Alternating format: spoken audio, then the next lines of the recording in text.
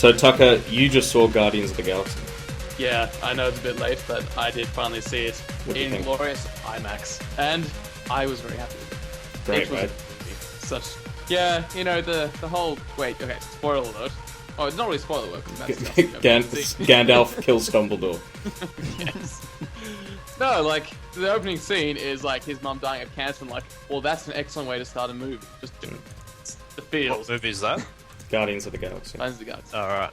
And they go straight onto him, like, 26 something years later. And he just puts on the old school music, starts dancing around. I'm like, okay, clearly, you know, the normal movie conventions are out the window. And this is just, like, doesn't give a flying fuck. How great was the soundtrack in that film? I know, it was good. Like, I liked it. Yeah. But yeah, I'm very happy I saw it at IMAX. And just to rub it in a little bit, I had the fucking best seats. Did you? Anyone who knows the IMAX at Sydney, in Darling Harbour, I had G29. So right in the middle, just a bit up. That sounds like such an code word or something. Yeah. No, it's a seat. That's where the glory hole is. Yeah, that's exactly where the glory hole is. But no glory hole there. Just two well-positioned seats that I sat in, and my fiance. So opposite of each other with a wall in between and a hole. I likewise got to see it at the IMAX, and I was absolutely thrilled with it. I do recall saying after I saw it, just don't expect anything that you see on screen to actually make any sense in relation to the plot line, because it won't. Yeah. This is like, this would be a cool thing to show, and now this would be a cool thing to show. Exactly, that's the same thing I did. It's like, don't go in there expecting anything, just let what happens happen. And I did, and I'm so glad I did. Although, did you guys sit there until the end of the movie? Yes. What the fuck is that duck doing there? Yeah. Okay, because I haven't read the comic books. I'm aware that this character has appeared like 30 years ago in a TV something. But yeah, Howard the Duck. Howard the Duck was George Lucas's first movie after Star Wars when he got famous. It was one of the first animated feature films, that had a big animated character in it. And it was a piece of shit and widely panned as one of the worst things to ever happen to cinema. Then why was that in there? And I don't know why it's in there. Wait, you're telling me that George Lucas made something worse than the Star Wars Christmas special? Well, he didn't make that, luckily, so. Okay. That is pretty bad. But I mean, that doesn't even exist anymore, really. He tried to destroy your coffee, so he did the E.T. thing, where he tried to bury it in the desert. Yeah. Hey, quickly, speaking of the IMAX, you know they're demolishing that thing, right? Really? Yeah, no. really. What's going there instead? It's all hush-hush, but the development plans for the land, exactly where the IMAX theatre, has been approved for development of something else, so that kind of spells it out to you. But I suppose it's just really badly placed. It's a really nice cinema. It's a bit, screen. It's not that It's great. a bit of an eyesore from the outside, though. And it's too square. It's too square. It's too square, and you don't sit far enough back. I don't like seeing movies in the IMAX, to be honest with you. Yeah, it is very close.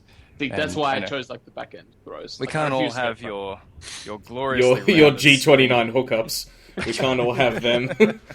Okay, no, I stalked the IMAX page for like a week until I can get those seats. I refused to see Guardians of the Galaxy for a month because I was waiting for those seats. Well, something in that vicinity of like the upper back rows, but in the middle.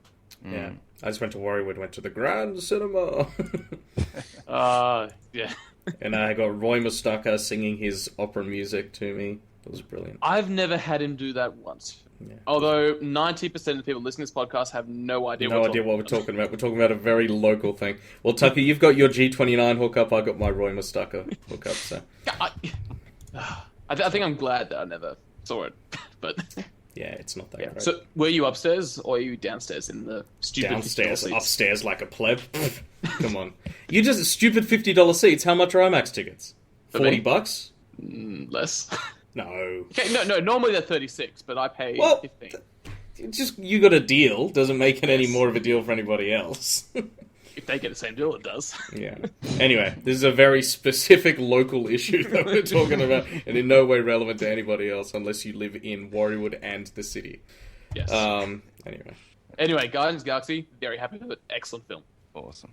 Last time I went to the IMAX, and then Harrison was killed. that was awesome. Very good film. You just cut out Harry. Damn you, lag. Get any of that. I'll trying again. Last time I went to the IMAX, I dragged Andrew there at like 1 a.m. to see Avatar because I was that wrapped. I love that movie. Oh, Yes, you would love that movie. Poor choice of favourite movies, Harry. That is not a great film. It was a brief love. I watched it like 5 times, really enthusiastic, and then I never saw it again. I was just over it. Hey, you want to get really specific and local? Last time I went to the IMAX was with Chloe to see 300. 300, good film. Anyway. So, Tuck, you've been playing more AC3, right? Yes, and John, I'm sorry, but it's not a terrible game. It's a pretty bad I'm enjoying game. it. I love the parts where I get on a pirate ship, on the ship, and I just blow things up. Yeah, so just play Lots of Black fun. Flag, which is all that. Which I am about to play as soon as I finish it. But okay, so Haytham pretty much steals the show every time he's on screen. Mm-hmm. It's my opinion is Assassin's Creed 3 should have just been about Haytham. And I'm perfectly fine with having a Templar-centric game. Yeah, well, that's what the new one, not Unity, Rogue. That's what that one's about. You're a Templar, yeah. I just, every time he came onto the scene, I was doing stuff with him, I'm like, God, why can't I just play as him for this part? Yeah. So, like, overall, it's like, I'm enjoying the story, the gameplay is good. Connor, he's not that bad. It's just, I think Haytham is far better, like, much more well-written compared to Connor. Are you in New York yet? Yeah, I'm in, like, the second last sequence. So, I was planning on finishing it today, but, Okay. IMAX. Yeah, indeed. It was more important for me to see Guardians of the Galaxy and have fun that way, rather than, not play Haytham. Yeah, and kind of feel sad. Well, when you say it's too, it shouldn't be called a bad game. When you're saying, well, I'd rather do this other thing than play this fun game, it's like, it's not a fun game then, is it? No, it is a fun game. Just off the reckon Guardians of the Galaxy was awesome 2 hours spent. Like, the rating of fun was much higher. Like, except when I play Haytham. Haytham's pretty fun. Because, he don't take no shit. He doesn't. He certainly doesn't. He has a habit of just killing people straight away. Well, your use is run out. Killed. Yeah. I'm like, oh, but we said we wouldn't kill him. He goes, yes, said you wouldn't kill him. About me. Like, okay. Alright, now, see, we're talking about all this kind of stuff. Something completely unrelated. But how do you guys count to 10? Starting from 7. Well, from my memory seems to be 8 after that. Is that right? Yeah, and then what comes after 8, John? Well, I don't know. 8.1. And then for some reason they skip the other 0.9 and they go straight to another number, don't they? Yep. Or do they? So it's official that Microsoft have changed the way we count to 10. It is 7, 8, 8.1, and then straight to 10. Apparently, Who said they 9. couldn't innovate anymore? Guys, removed a complete number from the sequence of 1 to 10. Oh, no. Gentlemen, I got to use Windows 9, and it was so brilliant that it exited the universe and then ceased to be. That's how good it was. And so now it transcended. You know when humans get like so great that they transcend? That's what happened with Windows 9. It's now floating around in a celestial halo around our solar system. It attained sentience and departed from this realm of existence. So, Harry, were you browsing in God mode when you discovered Windows 9? Yeah, I was just, Steam chatting Gavin and... Yes. Oh yeah, Half-Life 3 was a Windows 9 exclusive. Oh, no. Connect required. DirectX 12. All these things we'll never have. Which is funny because Windows 10, which we're about to talk about, is the only place you'll be able to get DirectX 12. Just like DirectX 11 is Windows 7. Yeah, it was. Today. Really? So Windows 8 can't do it? No. Oh. Yeah. But I like my Metro screen. I do too. Right, guys? Wait, sorry, I like it in 8.1. I don't like it as much in 8. I will say that. So explain what happened, Tucker. Happen or what is going to be? What the deal is, what we're talking about here. Okay, so essentially, Windows 10, it looks like Microsoft's trying to revive their previous attempts of the one operating system matches all devices. However, thank God they're trying it in a different way. So I think, like, when it came to Windows 8, they said, okay, everyone's going to have the same UI, and it's going to be easy for developers because it's the one platform, the one operating system. You write your app, and it goes across all devices, which didn't work because clearly a PC is not a notebook, which isn't a laptop. So which is a laptop, Tucker. Sorry, is what you meant to say. I was thinking different devices in my head. But, so which isn't a tablet, which isn't a phablet, which isn't a phone, which isn't a fucking toaster.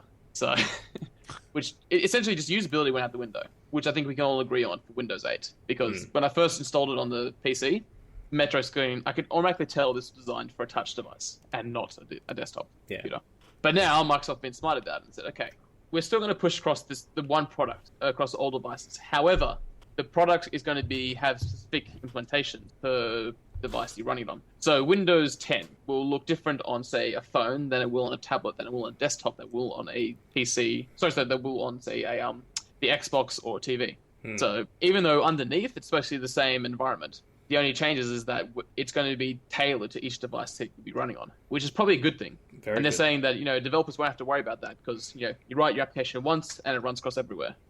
Now, I'm not sure if that's going to work because, once again, the processing power in my PC is completely different to my phone, which is different to a tablet and stuff. So it'll be interesting to see how they can handle this. So, like, my guess is probably something similar to what Apple does in their in their development environment. Like, essentially, you'll write the same code underneath that will run on, say, iOS, say, for your iPad compared to the iPhone 6, 5, or 4. The only difference is you have different assets that will be loaded up. So, yeah, I'll be interesting to see how developers will utilize this, or how tailored this is to allow developers to say, write my code once, but it can be deployed across different devices. So very, very interesting to see how that is. I know, but Vinny, what do you think about the the more consumer side of things? Well, their marketing was kind of retarded for it. They said that it was too big a thing for it to just be called 9. They should have just come out straight away and said, look, this is because in our... Like, most people would have understood it, but had you just said, look, it's just referred... Windows 95 and 98 is still referred to as Windows 9, so we've already done it, so we'll just skip it and go to 10. I think that would have gone down a lot better, whereas everyone said, right, so you've gone straight for 10. You're just trying to keep up with Apple now, aren't you? I also think they're on a bit of a deadline. Possibly, yeah. When they they sort of want to, 10's a good relaunch point, right? To go, look, brand new company, we've got this new product, it's great. For the next 20 years, this is all of Microsoft is going to be based on this new technology, all this sort of stuff. 10's a good starting off point. 9 would be a really weird point for that. Yeah, that was a good point. The problem is, as often seems to be the case with Microsoft, they have reasons for doing this. Then when it comes time to explain it, they walk up all confident, ready to go, and then vomit in your chest.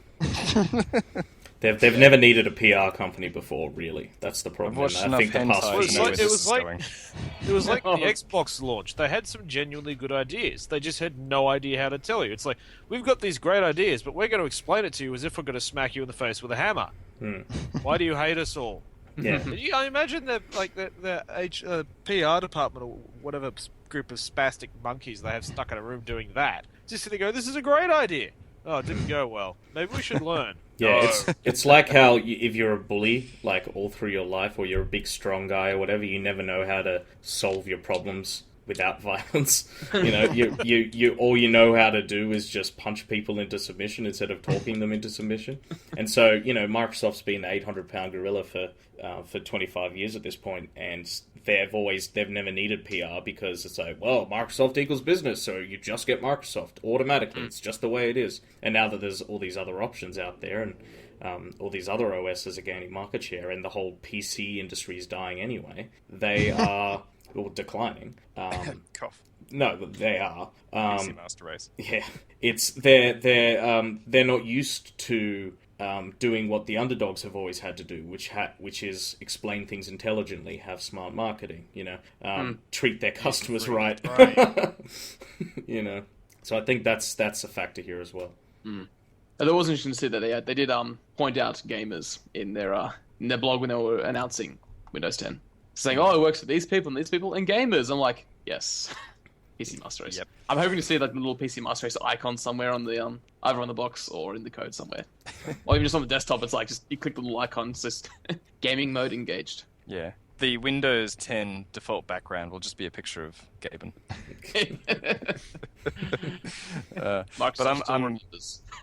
I'm hoping this new DirectX is good. If I can't play, Crysis on a tablet, then the whole thing's a write-off, basically.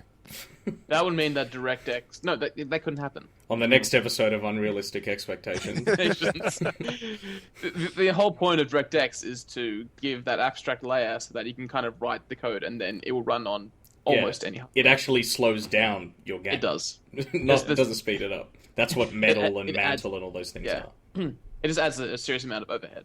Which is never good. It just makes it easy to write games. That's all. Yes. Fair enough.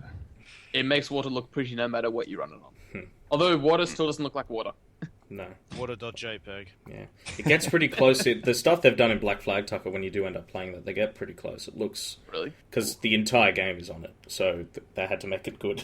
I am so excited. It looks really good. Like, the waves all have physics and all that sort of thing, and it's great. So, John, don't be surprised if you walk into my place and see me dressed up as a pirate with the Pirates of the Caribbean theme song in the background and me playing that game. Yeah. The Tiesto This remix is as close of... as I can get, okay? You need full immersion and Oculus on your face. Exactly. Oh, And you see, what it'll actually be is you'll get one of those little kiddie pools that blow up, and you'll be sitting in one of them with an Oculus Rift and a pirate eye patch over one part of the Rift. And an Xbox controller in your hand. Can't talk, pirate! Oh, that'd be awesome. Yeah. I've noticed Microsoft haven't even spoken about the cloud or any of their... You know, with the Xbox, they're all about, the cloud will make this machine even more powerful through cloud computing and all of this other assorted nonsense. They haven't even mentioned that with Windows 10, or at least they haven't done it yet. Oh, no, they did. It's supposed to be a, they said Windows 10 is going to be mobile first, cloud first deployment stuff, so... It's in their blog. Whatever that means. I'll find I saw a great idea for Halloween this year, which was someone should should not dress up at all, walk around naked at the party, but have like a massive cloud above their head, as if like so their nude photos were stolen from the cloud. That'd be a good one. Yeah. Actually, that's interesting. You should say that. I've just been looking at this link. I'll send it to you guys on this hard drive that you can text, and it blows it up. Metaphorically speaking, it wipes all the data. You mean it destroys it? It doesn't make it larger. It actually makes the hard drive non-functional as well. I think this came out like the day after the big cloud leak happened with all the celebrities and whatnot. I want this thing. I want this hard drive. Why, do I ask? Why is it pointless? Think about it. It's pointless because they're saying, in case it sounds like in case there's a leak or breach of your hard drive, you can blow it up. So by the time you find out they've already got it, so you're erasing all your stuff for nothing. Oh, I understand. I thought you meant you send a text message to the hard drive, and then it gets stored on the hard drive and then destroyed on the hard drive. No. I see what you're saying. It just wipes the data, kills the hard drive.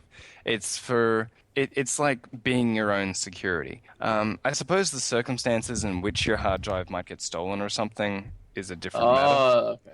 Yeah, it makes more sense if it's been stolen. But if there's like a cloud, breach, then it's not on your computer anyway. It's it's in the cloud. This is for someone who doesn't trust the cloud anymore, wants to store their nudes, on a local drive. Because everyone's got a folder just full of themselves naked. Remind me never to look at your hard drive, Harry. Burn it first. Yeah. Yep. Send it a text message. Yeah. Now, as I was saying earlier about that whole, the mobile first, cloud first thing, a quote from Windows blog. This new Windows must be built from the ground up for mobile first, cloud first world. Mm-hmm. So Windows, the new operating system is aimed at cloud first and mobile first. Yeah. Yes, but what does cloud first mean? Smaller hard drives, less client-side stuff. Essentially. It's so you have to pay for friggin' Microsoft. No, SkyDrive's free, or OneDrive it's called now. That's free. So you just get it. They gave me a terabyte for free, which was pretty good. And if you have Office 365, they give you like 6 terabytes.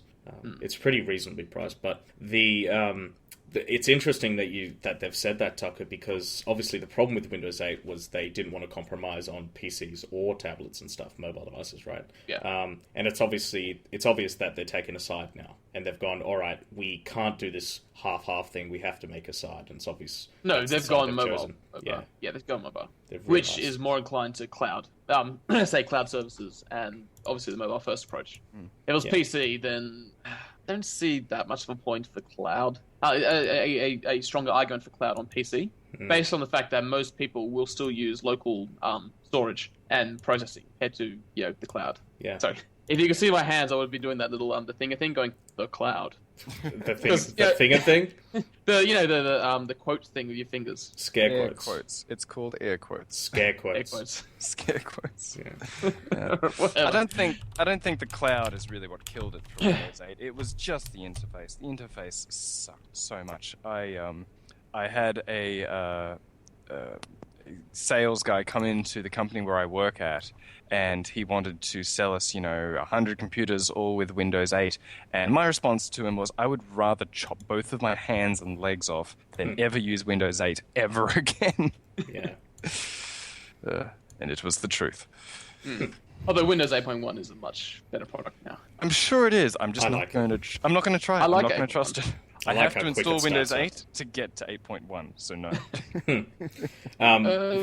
When it comes to the text messaging thing, the way I thought you were talking about, as I said, was you destroy the text message itself. Like, I don't know what I was thinking, but an interesting thing in iOS 8 now is you can do a setting where 5 minutes after somebody sends you a text, a picture, a video, whatever, it gets deleted automatically. And you can do that globally on your phone or for a specific contact, or you can have it not set at all and then like hold down, like touch and tap and hold for a while and then delete it straight away.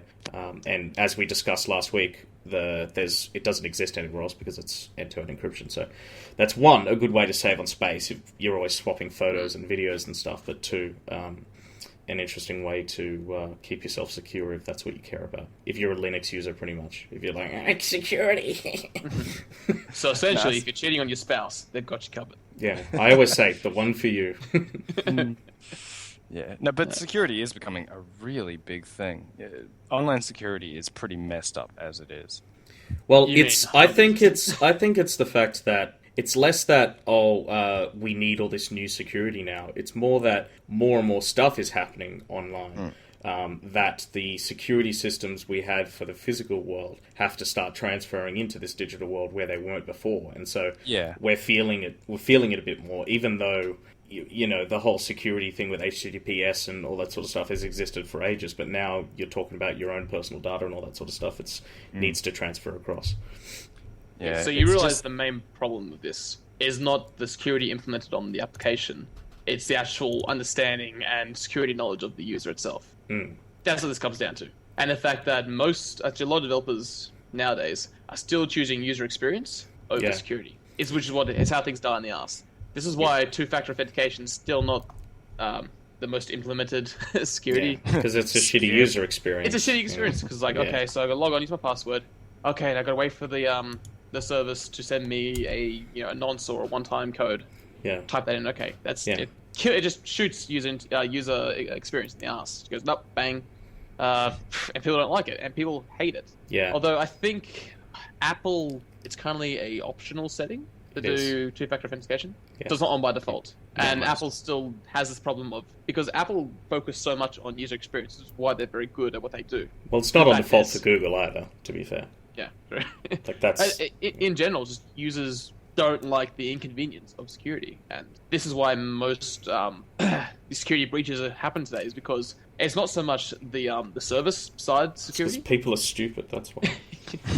For lack of a better word, people are less informed. It's the uninformed, you could say. It's the whole reason why antivirus companies still exist, even though they don't need to if you're smart enough. I've never installed antivirus once because I'm not a fucking idiot. But if you just don't want to think about that stuff, you just install an antivirus and then you can download all the porn.exes that you want. And then run them and try to run them 30 times. Because it's not working, nothing's happening, I better keep double clicking it, and the antivirus catches it and they're all good. But that's a shitty experience. Anyway. But still, the problem is, majority of the time, developers unfortunately still choose experience over, security. Yeah. And I don't see this changing anytime soon. Yeah. So, and then the fact is, people will still choose experience themselves over security. It's like, what? I don't want to type in a second authorization code. That's stupid. I'm just going to use my password or not use a PIN at all. Yeah, so, and their password is like password 1. And then it's like, change your password. Oh, password 123. Yeah, and they work. It's like, you're not helping yourself here. No. In fact, those are the worst. Like, passwords based on full actual words and stuff are the worst passwords. Well, passwords. Sorry, go ahead. So passwords like Apple Pro. I'm trying to think of one on the spot. 123. Generally not that safe. No, because a lot of attacks now very easily. Yeah, or just dictionary attacks, rainbow attack. It's quite easy. Like the best passwords are just random. I hate to use the term because it could might bore John, put the others to sleep. But use hash-like passwords, the way that it's displayed, just scrambled junk. No, the best password, as we learned from XKCD, is just random words strung together. Headbutt the keyboard. Use that as your password. Not a bad idea. But yeah, like these password managers that generally have far better solution for consumers when it comes to protecting, like having these passwords for multiple websites and stuff. Because when they look at it, like that's just some junk on my screen. But it's a lot harder for a brute force attack or say a dictionary or rainbow attack to occur because it's just crap. This isn't a word, which is what a lot of attacks are now based on. So it's much faster that way. Yeah. So we're going to talk about something that's going to put everyone to sleep: taxation. Wait, let's talk about this. Specifically a made-up name for a tax that doesn't actually exist, but we'll talk about it anyway. Called the Australia tax. And it happens in a lot. No, we're certainly not. Get out of here, Goldstein. Pretty much. The reason I'm talking about this now is because Shadows of Mordor just came out on Steam and it was only $49. And usually, when games come out on Steam in Australia, they're $80 to $100. Wait, no, it's not. It's not $49. It is when I bought it. Did they just put it up? When I looked at Mordor, it was like $60-something. Well, there you go. The Australia tax is at it again. I bought it an hour within it releasing, and it was $49. So I bought it for $71. Jeez, that sucks. Scrubs. Yeah. I bought it for $49. Yeah. So here's the thing. Here's the thing. I want to talk about why. I mean, I know why, but why are we letting them get away with it? Well, the problem is the only way you really stop it is to stop buying it, and who the hell's going to do that? Yeah, that's true. See, we get the up market on it, the up price on everything. The reason they do it, especially on luxury items like anything by Apple, luxury cars from Europe, they get, well, we've got the luxury car tax, which is bullshit, but that's an entirely different story. Oh, no, that's our government.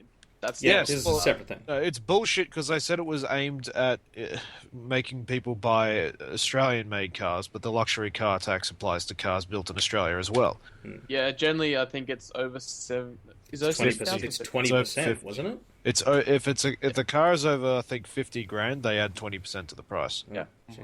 Wow. That's more of an economic taxation rather than. This is just like Warner Brothers going, or whoever makes it. I don't know. In the case of Shadows of Mordor or these other games, this is them going, oh, we can get away with it. Well, it's not an actual economic reason. Well, there's another one is that Australians of many of the countries have one of the highest disposable incomes on the planet. And we're also quite well known for spending money on stuff. So people said, well, we can just bump the price up and they'll still pay for it, which we do. Yeah. Which is a pain in the It's not based on Sydney, is it? Because I know about you guys, but I don't have a high disposable income amount. So. No, but you do compared to man in Argentina. Oh, yeah, well. You know. In comparison to places where these sorts of products are available, Australians have quite a high disposable. Like, you would seriously consider, you just bought an iPhone, a MacBook Pro, those sorts of things. In many other parts of the... It's like you can read my mind, Finney. I did just get a MacBook Pro, and I do intend on getting an iPhone 6. Well, perhaps it has something to do with on a previous podcast you said you were getting all of that. It seems... So, I've heard that reasoning before. And it's less about the disposable income and more about the minimum wage, right? Because the Australian minimum wage is ridiculously high. But a minimum wage isn't a measure of how wealthy a country is or the spending power of a country. Minimum wage is how well a country treats their poorest citizens. Yeah, well, the cost of living here is also very high as well. Yeah, so it balances out. I mean, you go to America and everything is so cheap, but you earn nothing. And so it balances out in the same direction. But it's a bullshit tax, again, scare quotes, tax, that... Yeah, it doesn't actually exist. Yeah, and needs to stop, and I don't know how we can stop it because I still want to play video games. Well, that's the problem, is the government was talking, or they've been talking about it for a few years, trying to do something to prevent this from happening. But there's not much that they can actually do in this instance. No, it's more the distributors. That's where the problem lies. Well, one of the ways is that you could get rid of the distributors, but that's a whole restructuring. Yeah, well, I mean, we love Valve, and they're the distributor. Yes, but Valve is also capitalizing upon a well-known phenomenon, which is we pay through the nose, and we will keep on doing it. No, but that's what I'm saying. Even though our most loved company and developer and publisher is doing this to us. You know what I mean? Yeah. The best way I can explain this is Lord Gaben knows best. We best not challenge him. You're completely right, Tucker. I don't know what I was thinking. Heretical thoughts were flowing through my brain. I need to stop this immediately. Let me ask you a question. I can go on all day. Speaking of which, I love the PC Master Race Reddit posts. It's the best. It's the best place to be on the internet, basically. It is. It always brightens up my day when I go on there. But just quickly on the last, quick question. How much would it cost to rent out permanently a virtual server in the US? Depends on what you want to do with it. It can't be that much, just to route your internet traffic through it. Oh, $5 a month. $5 a month. No, he's talking about his own server. Oh, not a VPN or something. A server that I could tunnel VPN through to so that my home network appears to be exclusively within the US. $5 a month, which is how I do Netflix. Just get a VPN. That does Which is actually... the same thing.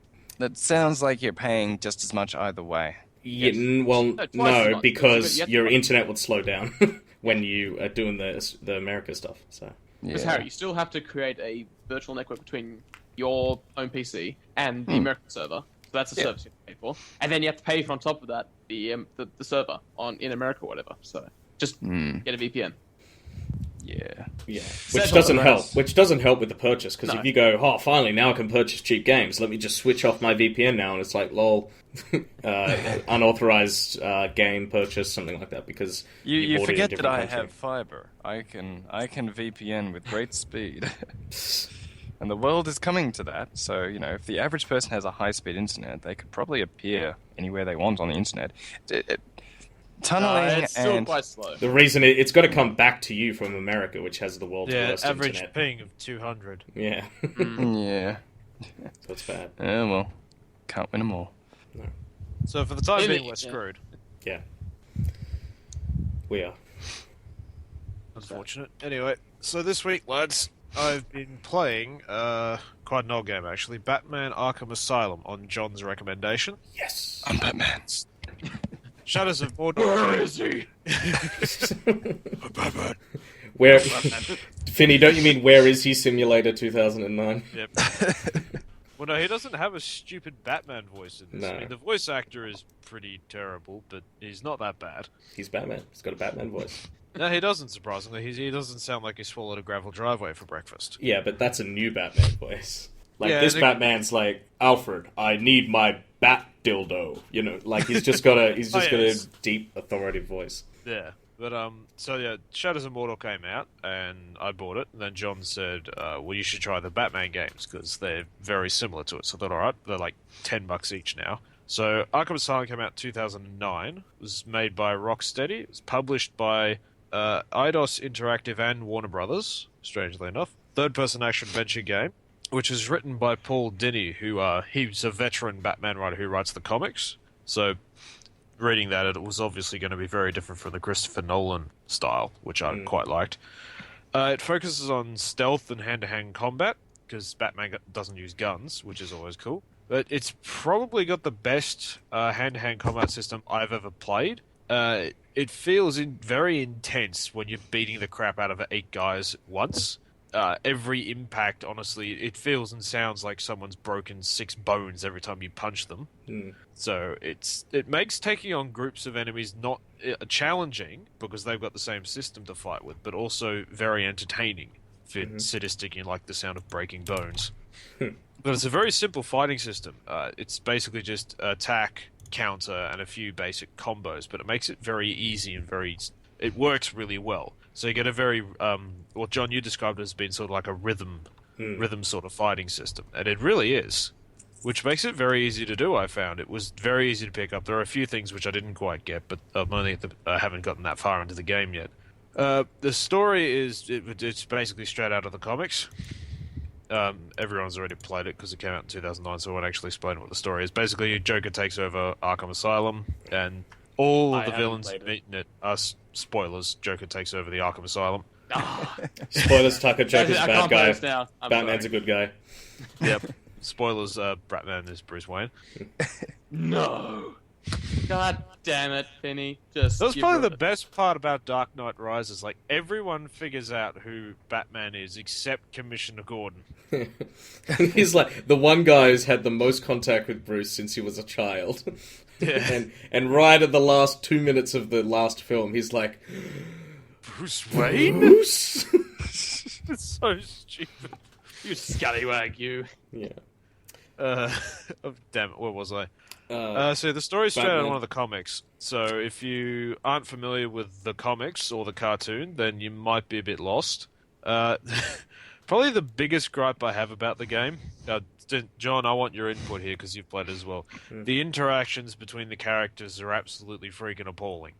I think Yeah, it's they're like two heightened, very badly certainly. programmed robots talking to each other, or three, depending on how many people there are. They are the worst NPC character interactions. Like when Gordon speaks, when Commissioner Gordon speaks to Batman, I don't like that sort of stuff because it's very, Batman, we have to do this. All right, Gordon, I'll do it. Not a problem. But I think the interactions between Joker and Batman are very good. Like, you know, good. The Joker's all like, Batman, let me tell you my plan, and then you'll kill me. You know, like he's very good, I think, and I think Harley Quinn's very over the top as well, which is what she's like. Well, that's the funny part is that even just down to the character animations themselves, the villains certainly take center stage there. They've got the best character animations, the best voice acting, and the best interactions. Whereas Batman's everyone else got the best villains out of any comic. Well, which yeah, is there's why that. He's the best character. They definitely, the game definitely deserved it from that, and because of the writer, it definitely got them. But it's just the interactions. The voice acting at times is terrible, but I mean, it's their first. I don't actually know who the voice actors were, whether they were. I know some of them. It's all the same. It's pretty much all the same. Yeah, I know from the a animated lot of them series. were from the cartoon, but just the interactions between the characters at times were terrible, and it can drag you out of the game briefly. Not enough to ruin it though. Well, the thing that gets me is that overall, this is a good game. I really enjoy it. I don't see, though, why it was such a hit when it came out. I mean, it's a Game of the Year edition. Well, how far through are you, first off? I just got Commissioner Gordon off the island. Okay, so you're very early. So saying something like that, I'd say till you're done, because they keep introducing mechanics throughout the whole thing. And by the time you're stalking guys and beating them up and then pulling into the shadows, and you really feel like Batman. It is a Batman simulator. Yeah, and that's why it got such praise, because every other superhero game before that was terrible. Well, no, there is. I've already gotten a sense of that. The whole "you are Batman" striking from the shadows, because I don't know why there's all these stupid gothic gargoyles everywhere, right? Yeah, it's like, why are they inside? Anyway, never mind. So they're everywhere. So you're hiding up there, literally striking out of the shadows, knocking enemies off one at a time.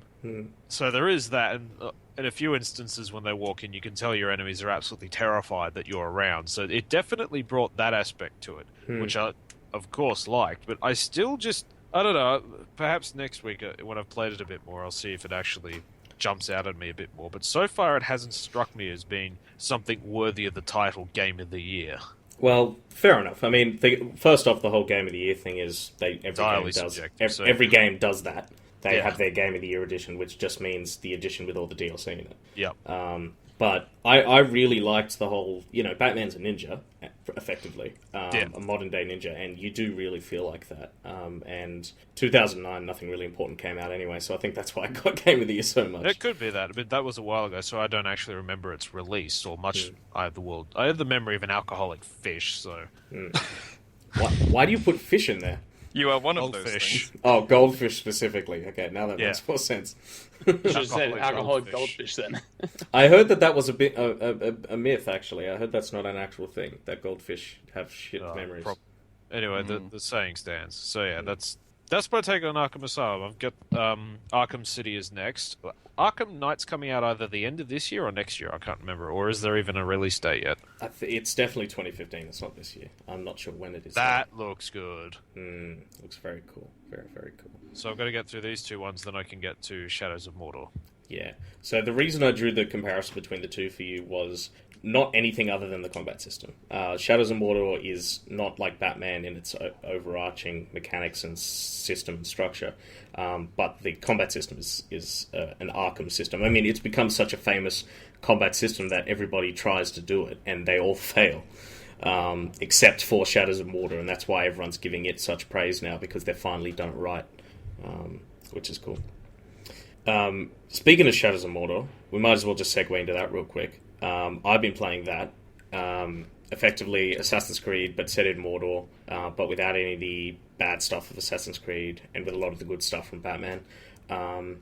but the biggest part of it is the nemesis system, which is effectively when you kill or maim or attack one of the orcs or uruks, if they run away or you kill them or you burn them or something like that, then they might show up in a later fight with, burns all over their body or bandages or metal plates attached to their arms where you chopped off one of their arms, and they'll remember you and they'll be bigger in power because they've gone to all of their friends and said, hey, I fought this big bad dude from Gondor, this ranger, and so he increases in power and goes up the ranks to become a captain and a war chief and all this sort of stuff.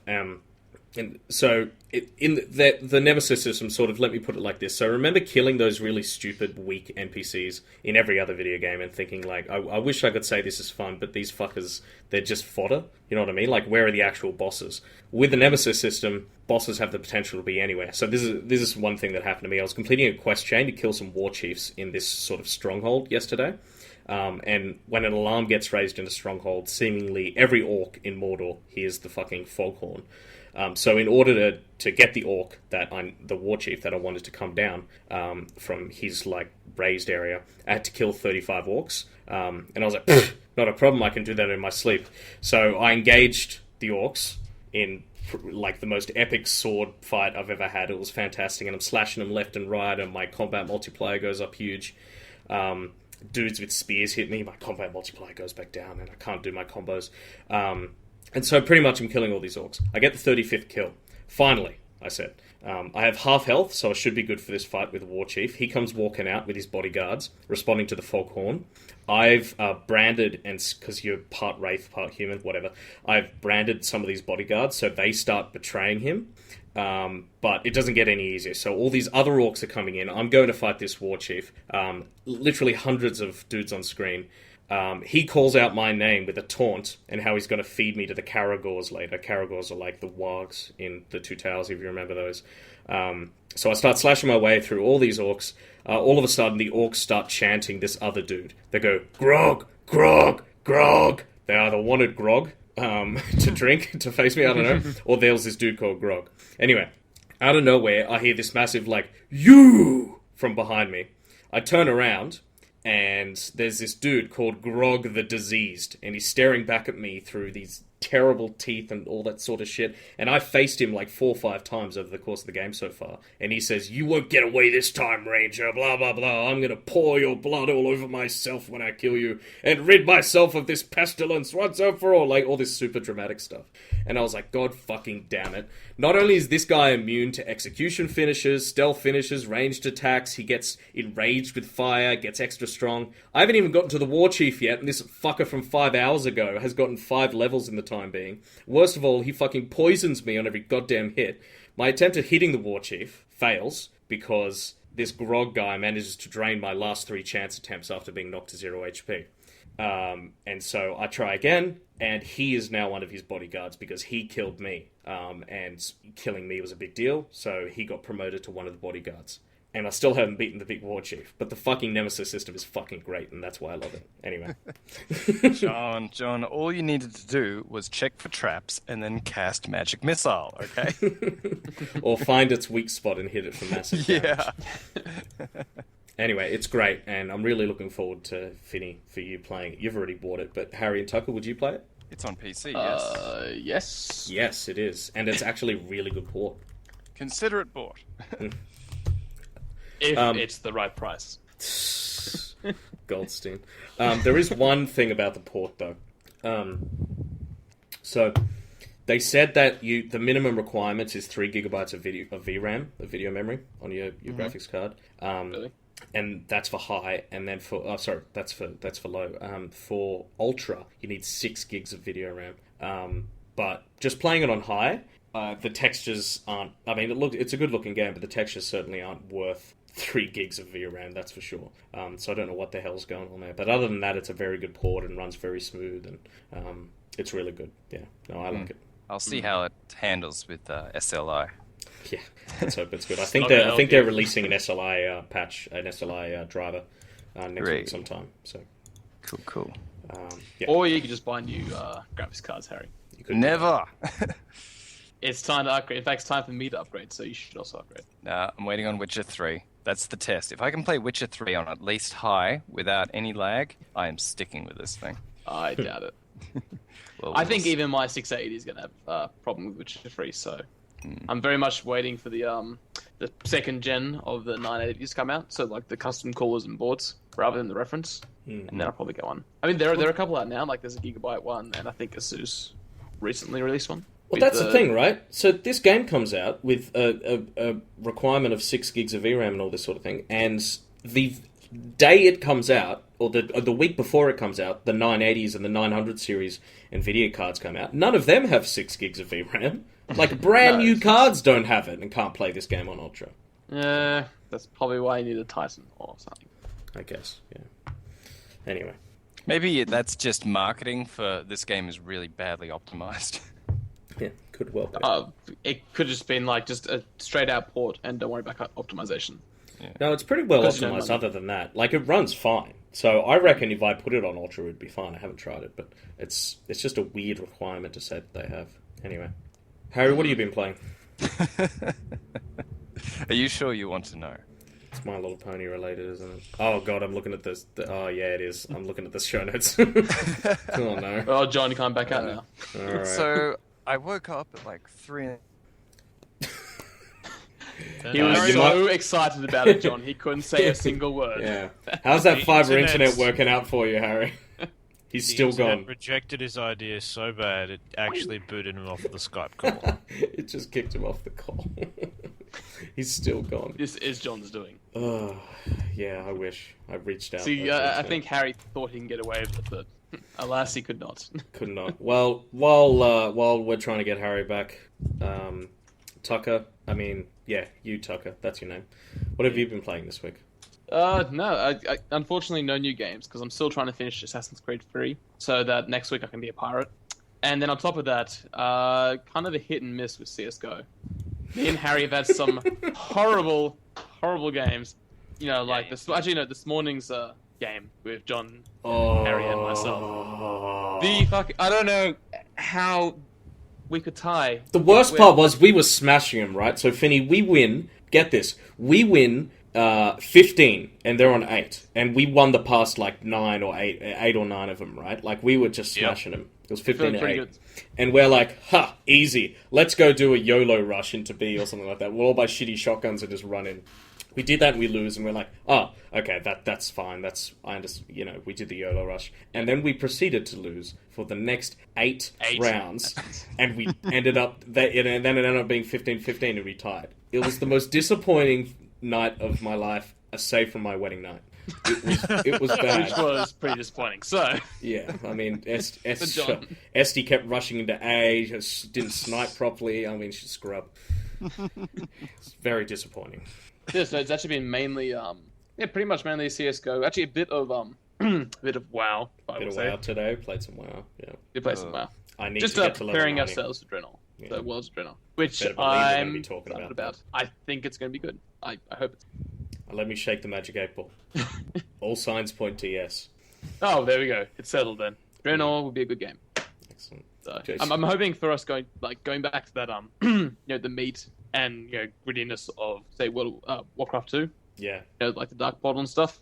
So I think we've had our time in the magical land of Pandaria. Yeah. It's time to get back to Warcraft stuff. To killing each other properly. Yeah. So yeah, I'm quite happy with Blizzard's progress at the moment. Like surprisingly, Pandaria or MOP had very good lore and story. So I was really happy with it, and I'm hoping that this kind of translates over to Worlds of Draenor, where they're already releasing the I'm not quite sure what to call them, like these the video shorts Lords about of War. Lords of War. It's like here's a little bit of history, and it makes you really psyched about killing these guys, which is clearly what we're going to do. But yeah, so just the standard, CS:GO, bit of WoW, and obviously Hearthstone. But though, John, I've taken your advice this time, and you know how the season reset? Yeah. Don't play that first week. No. I did that last season, and I got my ass handed to me. I keep going against people who have like full gold decks. Yeah. And just rip me apart. I'm like, which means they have over 500 wins with that deck. Yeah, exactly. So it's ridiculous. So no, I've let it go for the first week. I've gone in this week, and I'm up against people of my skill level. quite happy. So level 20 all day every day for you, then, Tucker. Yeah. Oh, no. I was rank 17. Last season, rank 17. Using a but John, that's using the standard mage deck. So just the free deck, essentially. You've got to have other cards now, right? Yeah, but I just haven't gone around to, changing my deck up. I like the idea of one deck fits all for the But that's the complete opposite of how a card game works, Tucker. I know. But I'm doing pretty well so far. So, I figured if I get to level 17 with this deck, with my standard, the free option mage deck. Yeah, from Icy Veins. You can get to level 17 just by using a hero power every turn. It's easy. Not easy. You can't do it. Get on my level, scrub. What do you mean I can't do it? I'm level 8. Wait, what? Anyway, I'm level 8. How are you level 8? Oh, right, sorry, because you spend money on the game. No, that's not why. It's because I open decks for free. It's Yeah, a self-perpetuating cycle. If you start winning more decks, you open the decks, you incorporate the cards into your deck. Yeah, I know. I've got like 800 gold sitting there, and I should buy decks of that. Spend it, yeah. And don't deck. Just put them in and have a good time and see what works and what doesn't. No, I can't do that. I have to build the deck and then go out with that. Remember we're playing Diablo 3 and the entire time you're like, I need to look up the perfect skills and the build and get that all right. And I'm just like, lol, I'm a barbarian, I'm hitting the things with all my things. And yeah, but you just jump in and just I have about 8 times your damage. Across the keyboard. I have about 8 times your damage because you had a better health. because you had a better weapon. Because I was still using this stupid weapons from 20 levels ago. Now that I switched them out and got the better ones, now we're even, thank God there's even option though house. you're DPS and I'm tank. Anyway. No, I was beating now. I had a much higher DPS. Although we should probably play that next week. Yes, we should. So we do need to finish D3. Yeah. Just sitting there too long. Way too long. Anyway. I only play Hearthstone once per season. When the season restarts, I play until I lose. And so I'll get maybe 10 wins, then I lose. I'm like, that's it for the season. See you next time. So according to your logic, you could play at least one game. Or at most one game. Yes. If I lose the very first one, then that's it. That's terrible. Give me your iPad, I never lose that quickly though. Oh, bit of a humble brag there, Harry. Humble brag. I'm a humble person. Well, no, you start at the bottom level. You start off against scrubs. Yeah. When did we start using that language? So scrubs, get on my level. Get good, don't get wrecked. Get good. I think it was probably around the time we started playing more CSGO, and while we were playing CSGO, we were kind of just holding down the microphone button and just blasting, MLG soundboard music at everyone. Oh man, do you have it with you right now, by the way? I certainly do. Pull up the sad song. Finny, when we got to half time with one of the games we were playing this morning, and we kept losing and losing. This was one of the bad games we played. We get to the half time. Yeah, you get to half time and you're allowed to speak to the other team during half time. So Harry just holds down his microphone and plays this. Wait for it. Harry.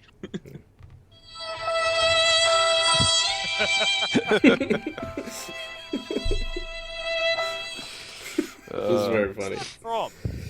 I don't know. No idea. But it's in all those MLG 420 snowscope videos, so it's funny. Yeah. Oh, If you man, look up such sad, depressing. Sad violin on YouTube. That's one of the songs. Yeah. Oh, well, they have the picture air of horn Samwise version. Gamgee on it. You can get that exact same song, but in the MLG air horn. Really? Pew, pew, pew, pew, pew.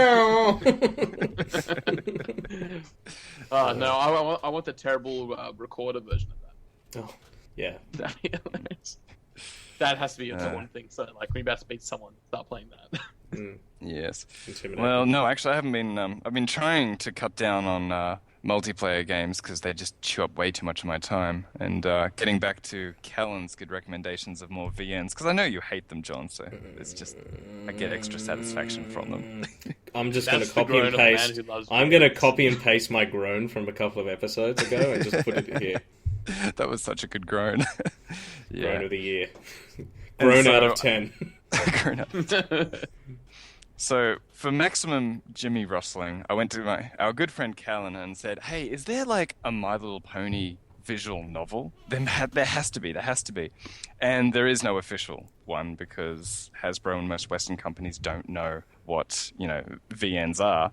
But of course, there are a heap of unofficial ones. But in order to put them, on the Apple Store or the Google Play Store, it has to, not breach copyright and all that.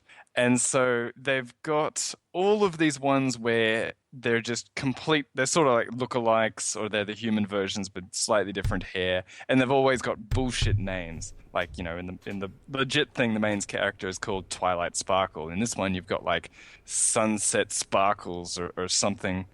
Or something just ridiculously stupid. And it reminded me of all those Flappy Bird clones. Do you remember those? Mm-hmm. They were so shit, and they'd always ask for microtransactions and stuff. And so this was like playing a shitty rip-off game that some dude in some basement, poured his heart into because they really cared about it. And so it comes across as unintentionally hilarious to get through. So the main one I've been playing through is called Star Swirl Academy, which is like your really typical Japanese going to a new school story, meet all, new friends and ladies of interest. And, yeah. You still awake there, John? It's either he's slashing his wrists. Oh, that's all right. We just need to get Callan in on this. These wounds, they will not heal. He'll explain the inside Japanese jokes that even I won't be able to pick up on. Yeah, and surely our audience will be super interested in that. I know they will, right? Yeah. But yeah, there's a heap of them for free on the Google and Android iOS store. So yeah, if VNs are your thing, check out. They're finally coming to iOS and Android. Took long enough. You've got to stop capitalizing the I in iOS, Harry. That's the same thing as you doing saying OS X. It is OS X. Where did I capitalize? John, we've established this. It's OS X. Okay, just let it go. Oh shit, you're right. Okay, Be graceful in defeat, John. That is a typo. I did accidentally capitalize the I in OS. However, the desktop version is called OS X. You're just gonna have to do it. You fucking. So, how's your Tucker? How's your AMD X-Fire? It's Crossfire! It's Crossfire! It's X-Fire. I don't understand what John's on about. So John, not. No, you have the wrong idea, John. It's X-Fire, it's OS X. How it's supposed to be. Just let it go. I have the power of editing. I can just... Hold on. Using sound that like logic, we you're could say that Apple's operating system is OS Cross. No, that's the opposite. See, just like it's It's X-Fire. Crossfire, not X-Fire. So therefore, and X-Fire is not Apple. They're a different company. And I So realized I X-Fire did just referring say to the, X-Fire instead of the Crossfire. gaming Yeah, thing. yeah. Yeah, X-Fire. still gonna start. No. I'm still gonna start calling Yes, it OS. X-Fire, John. X-Fire. God, we stopped using that. Okay, because we have Steam now. Exactly. Lord Gaven. Glorious, glorious Steam. Anyway, Tucker, make us fall asleep. Tell us about something boring. Oh, well, what? We've already talked about tax, and... I know you can repeat... outdo us. You can outdo all of us. I believe in you. Okay, all right. Have you guys heard about the HP split up? Well, not split up, but they're essentially dividing what seems to be the hardware side of business. That's the sort of thing a healthy company does, right? Totally. So yeah, I think they split up the hardware from the software, or like enterprise services and their PC and printer. I forgot they still made PCs. I kind of thought that died out. What, HPs? Well, I know they don't make that much desktops anymore, but I think their notebooks are still a thing, right? I thought they are. I don't know, like I've ever since I got my Mac, I've stopped looking at essentially PC notebooks. Excellent. Well I- done. Good. However, I'll never get a Mac. I'll never get the Mac Pro because my PC is Why would you need one? never. But Unless you want to run a 4K display, that's when you need one. Because the Mac Pro is the only Mac that can do that. oh yeah. Well, yeah. Anyway, it's just interesting that their solution is to split the company into what seems to be their hardware and their software component. Then they'll sell off the hardware component to a Chinese company. Which I think, they're doing what IBM did. They're doing what all these other companies that are dying did. They have to do it and focus on the thing that's actually the only thing making them money, which is enterprise. Which seems to be the opposite of what Windows, also Microsoft wants. So Microsoft want to invest more heavily in their Surface and their hardware business, try and grow that a bit more. Because that's knee-jerk reaction to Apple, though. So yeah, maybe. Yeah. Although it is interesting to see their ads, their Surface ads are just like pretty much doing what Apple did 10 years ago with their Mac versus PC ads. So. Yeah, because Microsoft's the underdog now. Did you guys see the Japanese ad for the latest Toshiba laptop? Yeah. That is the Yeah. funniest ad I have ever seen. When I first saw it, I got like legitimately angry at this offensive racist ad, and so then I wanted to look it up on YouTube and just spam hate onto YouTube comments. And then I watched it a second time, and I actually ended up falling over laughing. It's just really funny. It's great. It's so funny. Yeah. So just to explain to the audience, it's a couple of ads. One of them is like they're doing a Japanese tea ceremony. It's all extremely posh and high class and all that. And he's introducing the new laptop, you know, as stylish and sophisticated and elegant. And then he presses play, and like some Japanese J-pop ridiculous music video pops up onto the screen where they're all like covered in sparkles and riding giant bananas and just really random weird stuff you'd see in modern Japan. And it's just and everyone's kind of looking at the screen going, oh right. And then Yes. it goes seriously Japanese. Yeah. That's what made me laugh. Yeah, but the one that made me laugh the hardest was where they're talking about power. This laptop has serious power, and the guy turns around, and all of these Japanese businessmen just like do a full bow because it's you know traditional in Japan to do that, but they're doing it like really nervously, like this guy's But going to they're go bowed to the Super laptop, Saiyan right? on their ass or something. Like one of them is bowing so hard that he's in danger of face planting on the ground, but he dares not get up because he's so subordinate. And it's really funny to watch. So you should look it up. No, I saw it like a couple weeks ago. I watched it and I laughed. I thought it's interesting. It was interesting. Yeah. But seeing we're in the Asian region, did you guys hear that China's finally lifted their ban on gaming consoles? And it seems to be that Xbox seems to be the first one to dive in. So yeah, the Xbox One has now been released in China. I thought it was interesting. Yeah. How and why? How and why what? Well, The Chinese government essentially banned video living room gaming consoles. Yeah, from they the were market. never a thing. That's why PC Yeah. bangs are such a big deal over there. Exactly. So like China is probably with the heaviest density of PC master race in the world. Yeah, well, yeah. And in the first day, they sold over 100,000 Xbox Ones, so they obviously wanted them. It's just a matter of the government letting them. wow. Why did they ban them in the first place? What reasoning? They saw it, I think, a moral response. Like, it's going to corrupt their youth and make them lazy and stuff like that. Like, Yeah. As you allowed- opposed to StarCraft. As opposed to the... no, lol. well, that's Korea, but as opposed to the famously industry-filled Americans, Australians, and Europeans, because we're totally not lazy and have a hard work ethic. Those lazy Chinese, famously lazy. I guess it worked. Yep, it certainly did. But I'm just interested to see, like, what games they're allowed to have. So it's like You're only... going to have only very heavy restrictions on that. They would, yeah. Like, they're going to have to make different versions. Like, all the MMOs and stuff that are released over there has the blood taken out. Like, WoW is a completely different game client over there, because it has no blood in it. And it does, Yeah, but it's a different game model as well. yeah, no, everything's different. Yeah. And generally, I think you have to subcontract to a local developer or manufacturer in China. Yeah. Is that still the case? So, Yeah, that's so still the Blizzard case. aren't actually allowed to directly release it there. They have to release it through... They have to license it to a local company who then... And they run the essentially- servers, and they do Exactly, all that. yeah. So, yeah.